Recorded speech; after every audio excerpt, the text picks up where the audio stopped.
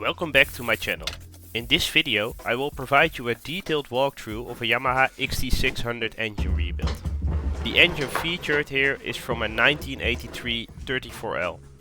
Don't forget to give this video a like, and if you enjoy content like this, please consider subscribing.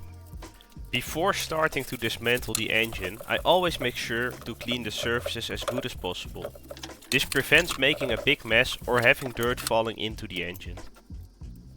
After having cleaned the engine with a lot of brake cleaner, I decided to remove the external oil lines. Some of these bolts are a bit seized. To prevent stripping the Allen key heads, I use a hammer to seat the Allen wrench fully and provide maximum grip. To keep track of all the parts and bolts, I use plastic bags. With a permanent marker, I write down what's inside these bags.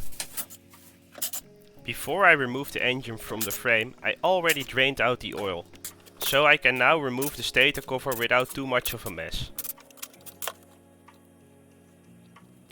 With the stator cover removed, I have better access to the oil line on the bottom of the engine. After I removed the oil line, I removed the old stator cover gasket. Now it's time to remove the oil filter cap and inspect the old oil filter. Before I could remove the clutch cover, I decided to remove the decompression cable from the cylinder head.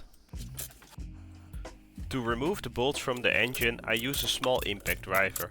After I loosened all the bolts, I gave some gentle taps with a hammer.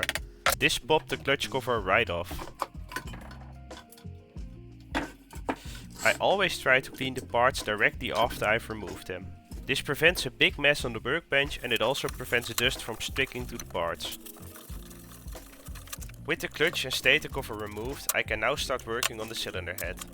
One of the valve inspection covers was truly seized, and I had to use a big impact driver to be able to remove it.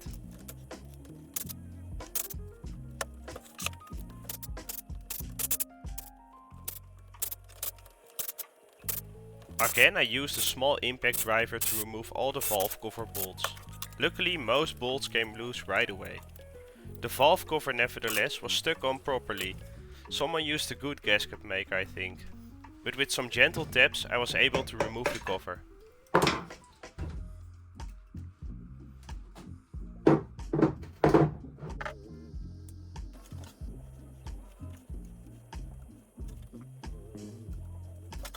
The next step is to remove the timing chain tensioner.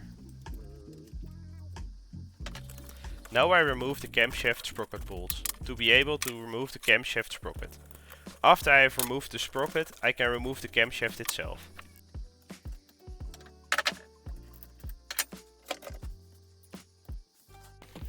After removing the camshaft, I can begin the disassembling process of the cylinder head.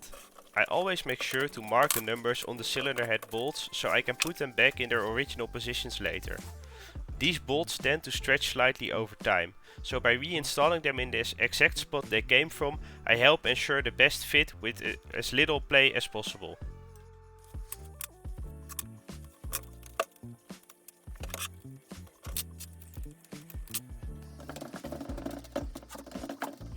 By wiggling the cylinder head from side to side, I was able to remove it. As you can see, apart from a small score, the cylinder looked to be in a fairly good shape.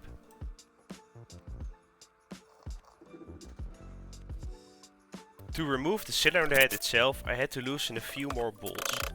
Some of the bolts were in a tight space, so I had to try a few different sockets before I found one that could fit.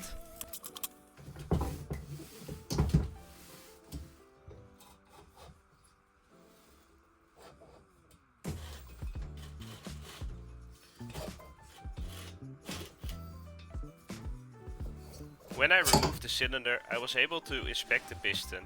It seemed in a fairly decent shape, but this being a full engine rebuild, I am going to replace it for a new one. With the top end almost completely removed, I can now start working on the bottom end. First of all, I started off by removing the clutch.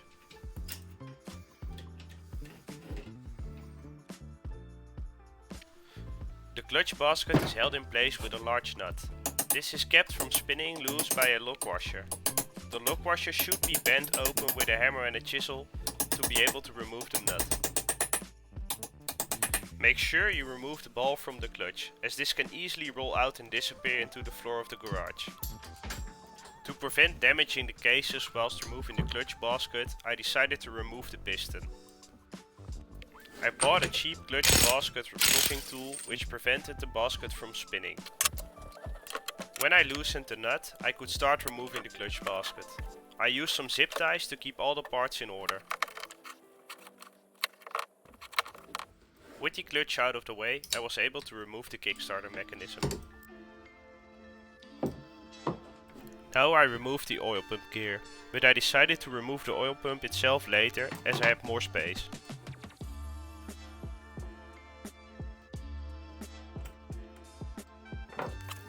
The crank and balancer shaft nuts are also locked into place with a lock washer. After bending the lock washer open, I used an old rack to block the gears and loosen the nuts.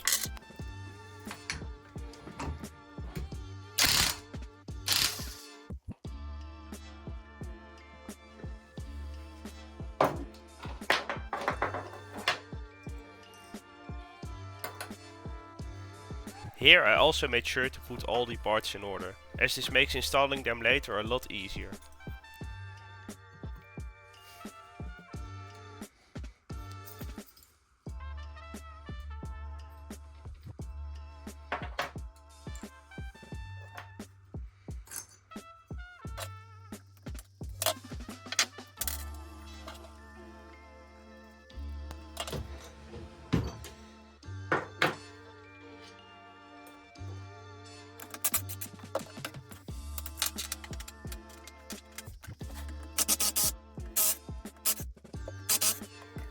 I removed the second Kickstarter gear, the shift shaft and the oil pump before I started to remove the flywheel.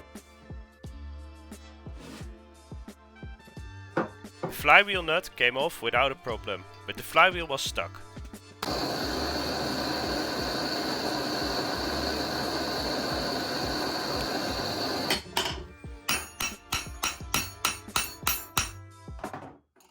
I used a lot of heat and the correct flywheel puller, but it didn't come loose. After using more heat and some taps of a hammer, it finally came off. To be honest, it took me a few evenings before I got it loose.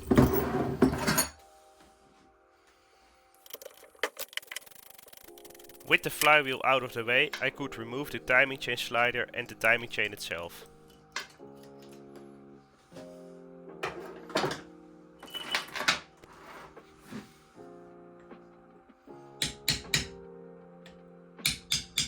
I had a few more parts to remove before I could split the cases. First I removed the last part from the kickstart mechanism, and after that I could remove the bearing retaining plate. The bolts for the bearing retaining plate were also seized. I tried to use some heat, but they stripped anyway. I decided to weld a bolt on top of the bolt and they came loose without a problem.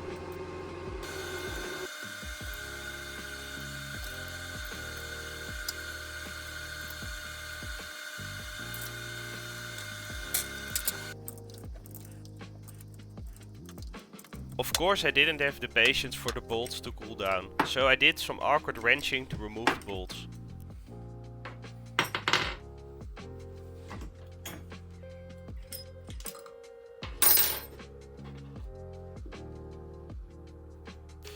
Now all the components were removed, I could begin to loosen all the bolts to be able to split the cases.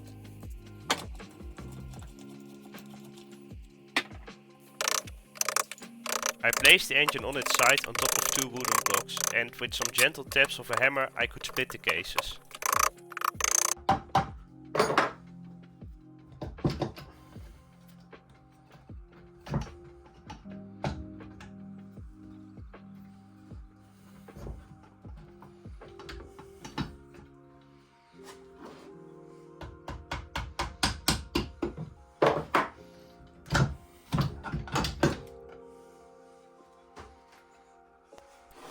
With the cases split apart, I could remove the shifting forks and gear selector.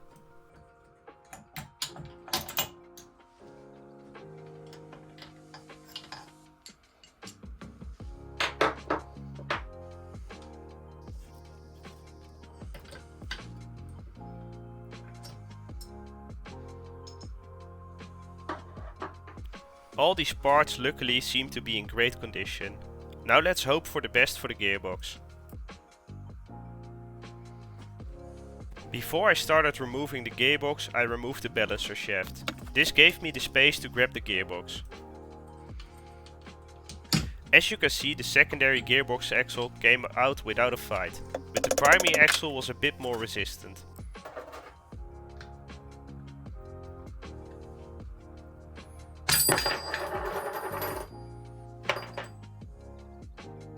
After inspecting the gearbox, I noticed that the fifth gear set had taken a beating. This is a common problem on these older XT600s as the torque on the gears is huge. The crankshaft came out with not too much trouble, and I could now start to remove all the engine bearings. By heating up the cases, I removed them fairly easily. If you have access to an oven in the garage, put your cases in the oven on 150 degrees Celsius. The bearings will almost drop out. There still was a screw left in the cases, which holds the clutch lever in place. Unfortunately, this screw was also stuck and didn't come loose. So I first removed the seals and then welded a bolt on top of the screw. After welding the bolt, the screw came loose without any force.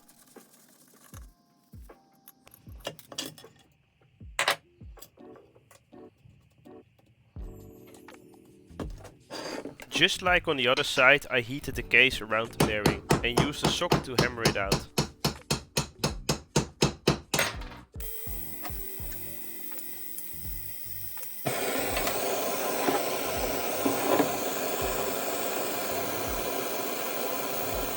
The oil strainer was still in the case and I used some heat to break the bolts loose. Since the transmission had some damage, I wanted to clean out the strainer.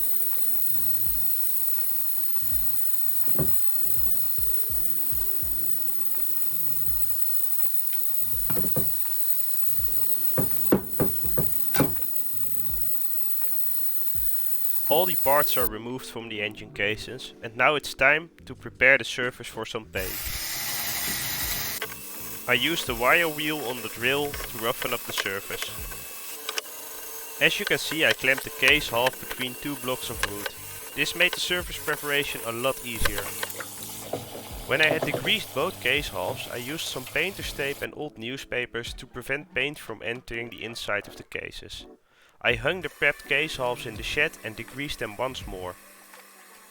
I used VHT engine enamel to paint the cases. First I used 3 layers of primer, then 3 layers of black and after that 3 layers of clear coat. During this build I bought a cheap oven so I could cure the paint and heat up the cases to make the installation process of the bearings easier. I threw the bearings in the freezer for a couple of hours. With the hot cases the bearings dropped right in. For peace of mind, I brought the crankshaft to a specialist to replace the con rod. He told me there was not even a thousandth of a millimeter of wear and I shouldn't do anything to the con rod. He suggested we would replace the bearings for the crankshaft, which I thought was a good idea. I use sockets and old bearings to seat the bearings in the cases. There are special tools, but they are not necessary, as long as you don't hit the inside of the bearings. By listening to the sound of hitting the bearing, you can hear if the bearing is seated. Make sure to use a lot of oil during the assembly process of an engine. You can never use too much. There also exists assembly lube, but I normally use oil.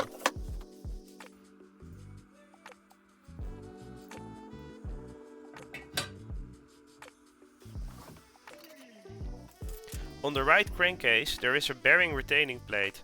I bought some high quality Allen key bolts and used some blue Loctite. I torqued the bolts down to 7 Nm, but please make sure to check your manual for your engine. I used the Pater's manual because the Climber manual had wrong torque specifications.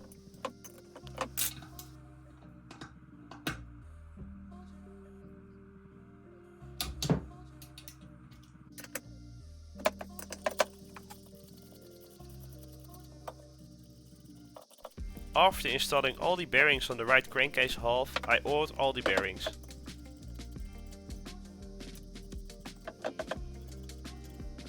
Now all the bearings are in place, it was time to install the gearbox. In another video on my channel I describe how to replace the commonly failed 5th gear set.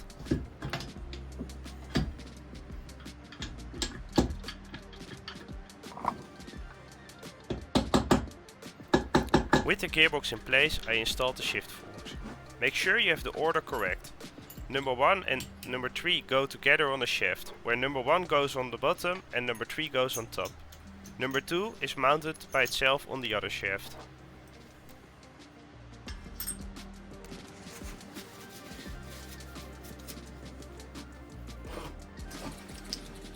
Before installing the shift drum, I made sure it was lubricated with oil.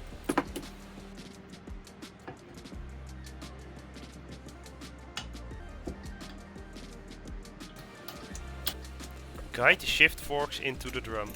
After the forks are in the drum, you can install the fork shafts.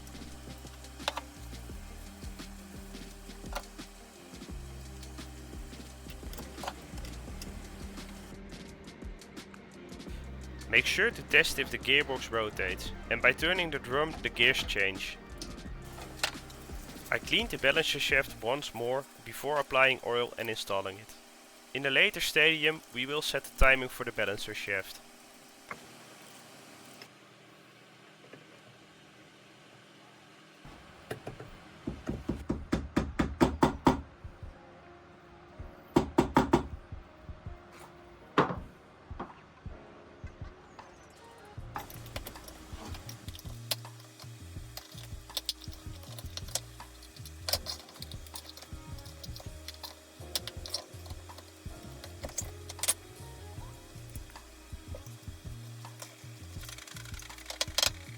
As I said before, I wanted to clean out the oil strainer because of the gearbox wear from before. After some prying with a screwdriver I managed to open the strainer, where I mostly found old gasket maker.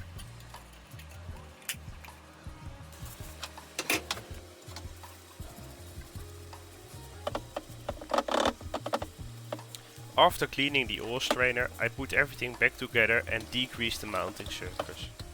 I then installed the gasket and the oil strainer and used some blue Loctite on the bolts. I torqued the bolts to 7 Nm.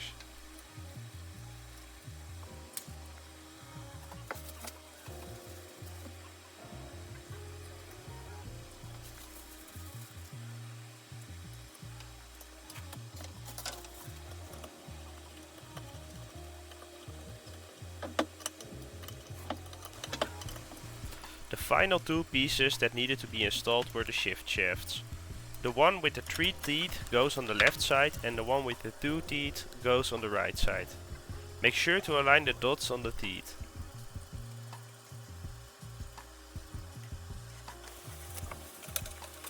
I degreased the surfaces for the gasket maker once more before applying the gasket maker.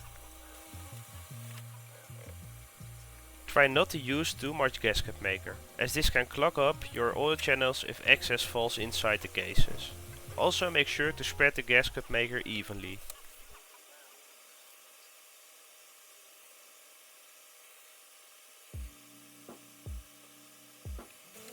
I always run a screwdriver carefully on the inside of the cases to remove any excess gasket maker.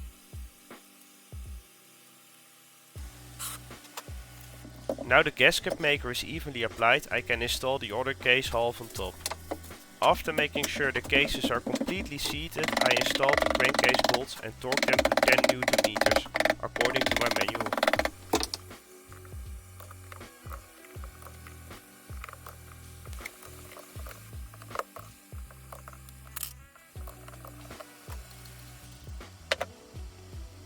I pressed in a new clutch shaft seal with a socket.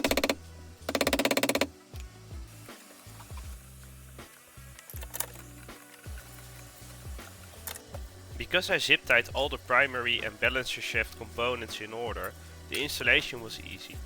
If you didn't sort them out, check a parts list for the order of the parts.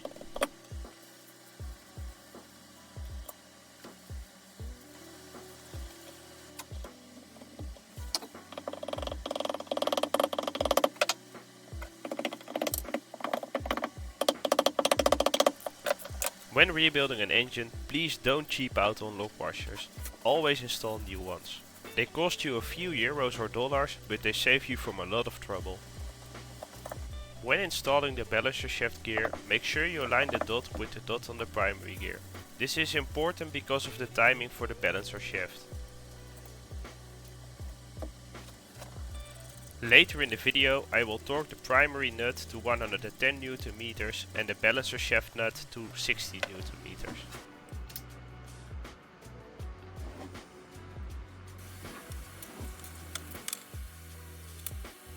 I installed the gear stopper lever in place. This could be challenging because of the spring. Again I used some blue Loctite and I torqued the bolt to 7 Nm.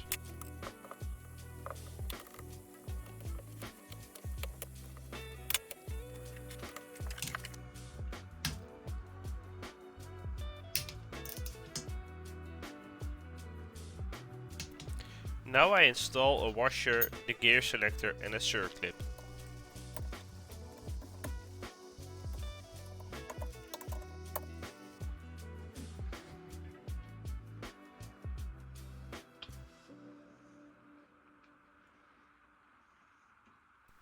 I applied some blue Loctite to the Kickstart stopper plate bolts and torqued them down to 7 Nm.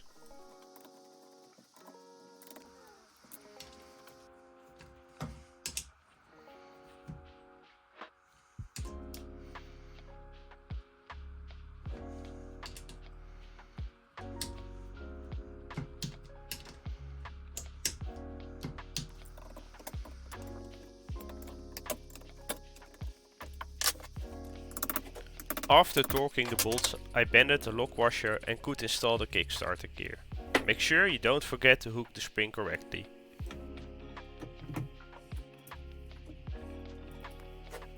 Before installing the secondary Kickstarter gear, place the circlip on the axle. On top of the circlip goes a washer.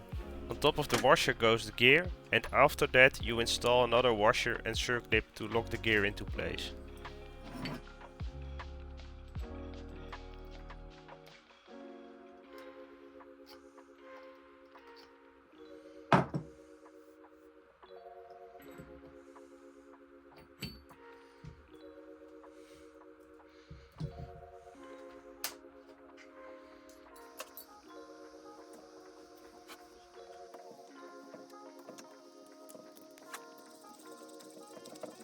Some more oil was added to the components. To give the engine better lubrication, I upgraded the oil pump to a 3AJ one. These oil pumps have twice the capacity of the original one. The oil pump came from a used engine and I wanted to make sure that everything was still within specification. With a feeler gauge I measured the space between the rotor and the walls. As long as the .15 gauge didn't fit between the rotor and the wall, the oil pump was within spec.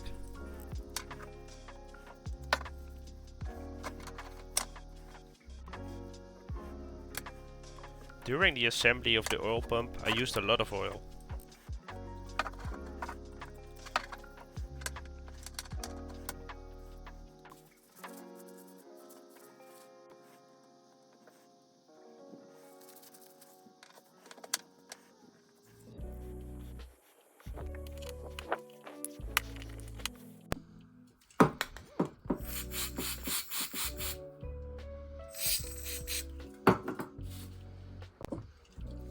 Even though it's not necessary, I degreased the bolt and the hole before applying blue Loctite.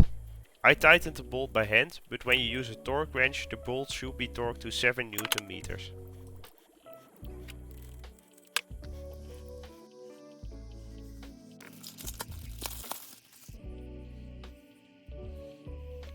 I installed a new gasket and O-rings for the oil pump before installing the oil pump. Again I used some blue Loctite and tightened them evenly with an Allen key. Eventually I torqued the bolts to 10 Nm.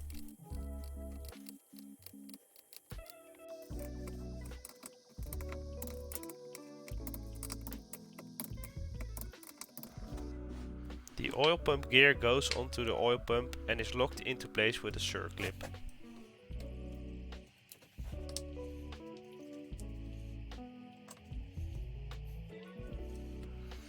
I used some copper washers to lock the gears into place, because these don't damage the gears. I torqued the balancer shaft nut to 60 Nm. After torquing the nut, I bended the lock washer to lock the nut in place.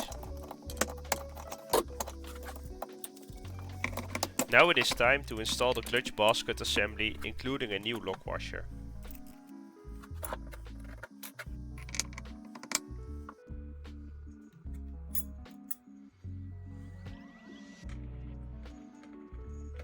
I locked the clutch basket assembly with a special tool and torqued the nut to 70 Nm.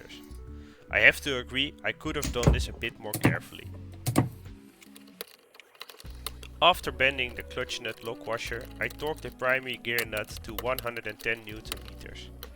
Again I used the copper washer method. After torquing the nut, I bent the new lock washer to stop the nut from coming loose. I forgot to install the spring on the clutch shaft, so I corrected my mistake. I cleaned the clutch shaft and lubricated it with oil before installing the shaft into place. Before installing the cylinder gasket, I cleaned the surface with some degreaser.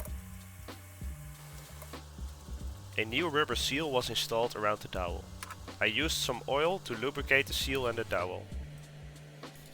After installing the two dowels on the cylinder studs, I installed the piston rings. Earlier I made sure to measure the ring gap, unfortunately I forgot to film this process.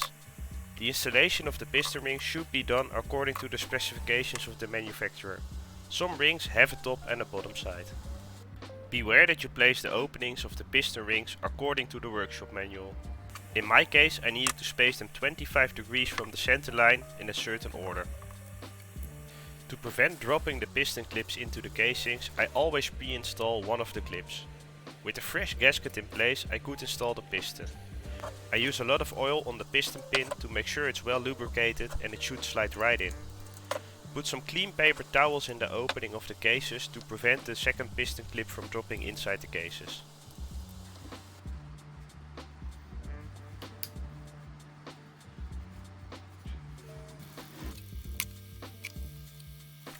Don't forget to replace the O-ring on the bottom of the cylinder before installing it. To make the installation of the piston easier, I use a piston ring compression tool. It not only makes the installation easier, but it also prevents you from breaking a piston ring.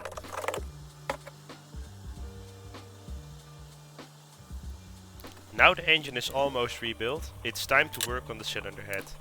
First I remove the intake rubbers. Then I remove the valves with a valve spring compression tool.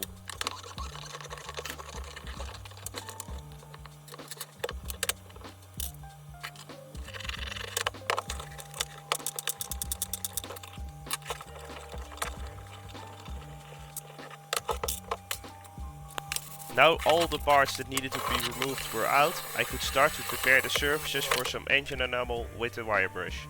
After painting the cylinder head and valve cover, I cleaned all the internal surfaces from the carbon buildup.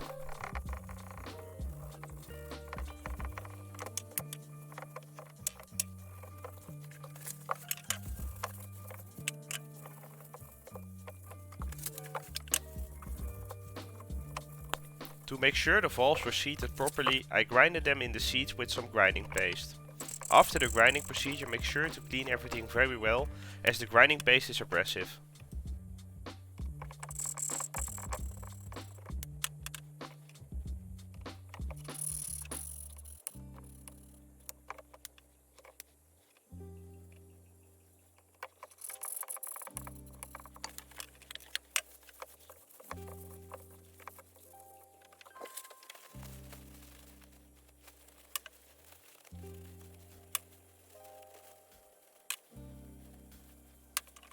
Now everything is open, it is time to replace the old valve seals for some new ones.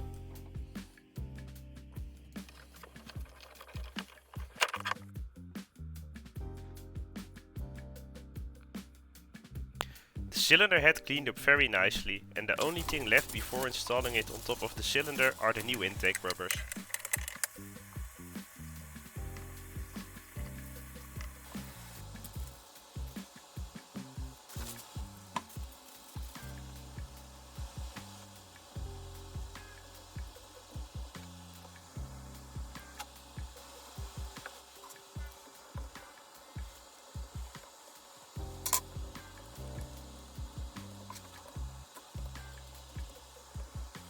With the bolts tightened evenly, I could start to torque them down. I torqued the bolts to 8 Nm.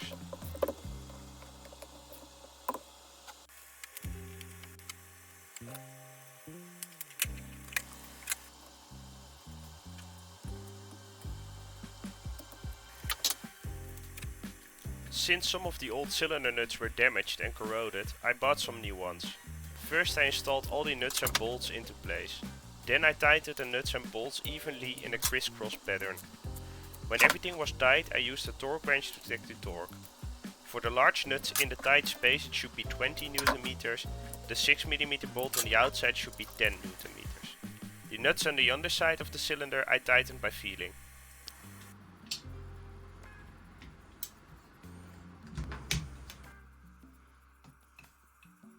Before I could install the cylinder head, I had to install the cam chain sliders. I used some blue Loctite on the bolts and torqued them down to 8 Nm.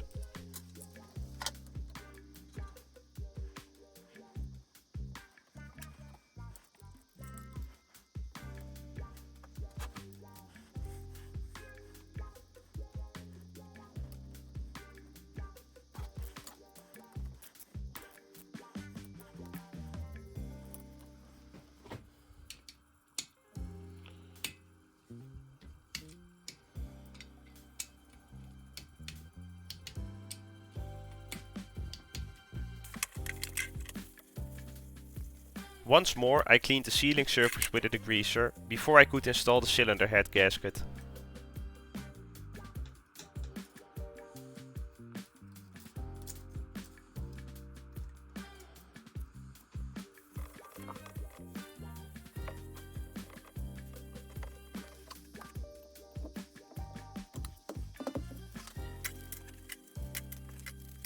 I bought some new copper washers from Yamaha for the cylinder head bolts. Remember that I wrote down the cylinder head bolt numbers so I would be able to put them back into their original position. After installing the cylinder head bolts into place, I could install the nuts and bolts on the outside of the cylinder head. I tightened all the bolts in a crisscross pattern before torquing them down to 25 Nm. Then I tightened the outside nuts without torquing them down. Officially, you should first tighten the outside nuts to 38 Nm and then torque the cylinder head bolts evenly to 25 Nm.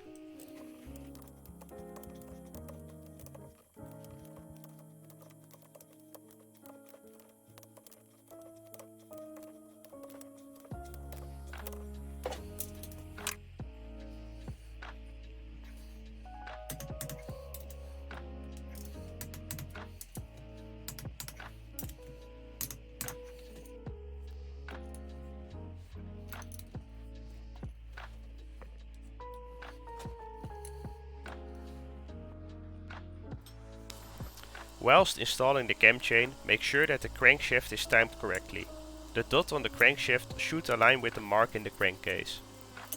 Now it is time to install the camshaft sprocket onto the camshaft. The dot on the camshaft sprocket should line up with the two other markings on the crankcase and crankshaft. I used some blue Loctite and tightened the bolts down to 10 Nm according to my climber manual. Unfortunately, I found out the hard way that the climber manual has the wrong torque specification in it and that it should be 20 Nm.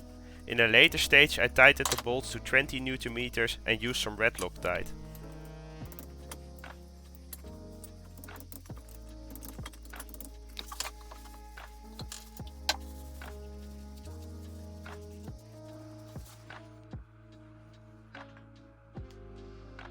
With the timing chain in place, it is now time to install the timing chain tensioner.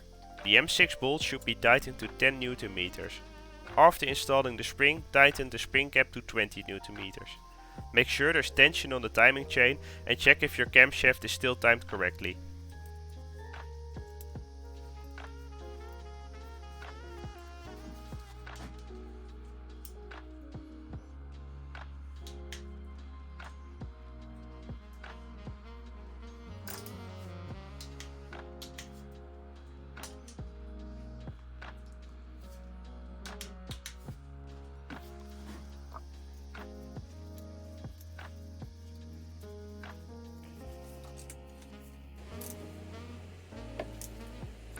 I replaced the decompression lever seal and cleaned the surfaces of the cylinder head and the valve cover.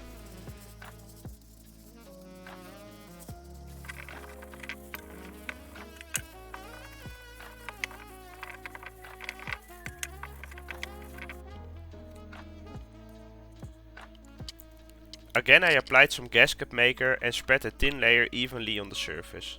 I used a screwdriver like on the inside of the engine cases to remove any excess gasket maker.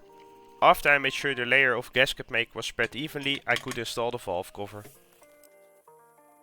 With the valve cover on top of the cylinder head, I tightened all the valve cover bolts evenly in a crisscross pattern before torquing the bolts to 10 Nm.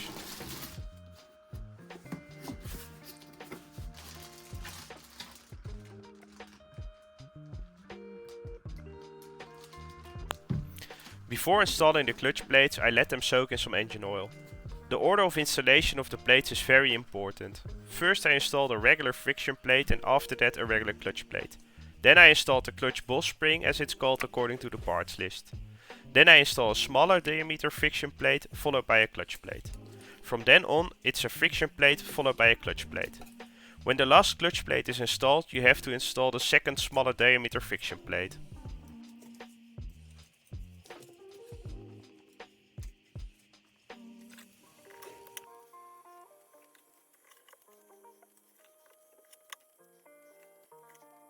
Don't forget to install the ball before installing the pressure plate.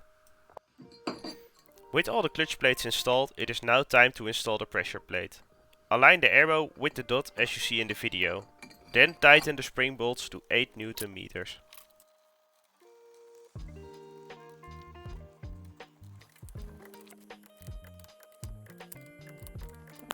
We move to the other side of the engine to install the flywheel. As this has no lock washer, I use some blue Loctite just to be sure. The nut needs to be tightened to 90 Nm.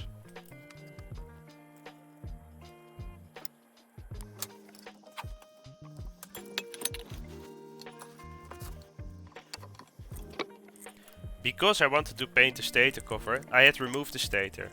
I screwed back all the screws with some blue Loctite. Please use the proper screwdriver, this prevents you from stripping the head of the screws whilst tightening them.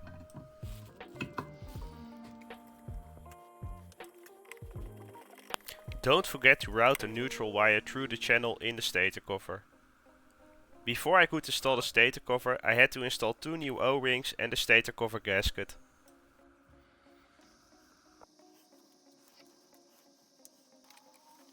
I bought some new shiny bolts from Kato and tightened them evenly, before torquing them down to 8 Nm.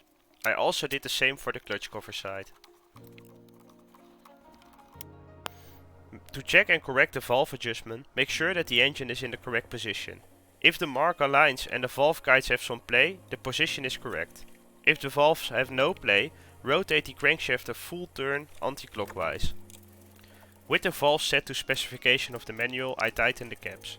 The intake side I tightened to 8 Nm, whilst the exhaust caps I did by hand without any torque wrench. I replaced the Tachometer seal and O-ring and added some grease to the worm gear. Again I tightened the bolt to 8 Nm.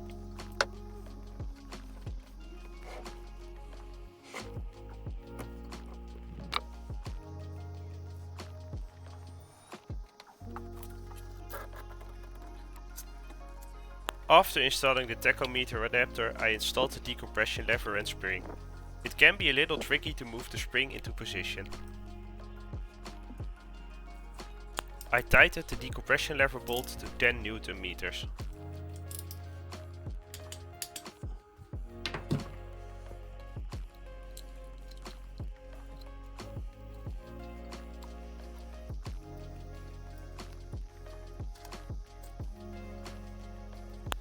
Now I could install the decompression cable and adjust the play when the engine is at top dead center. The play should be around half a millimeter.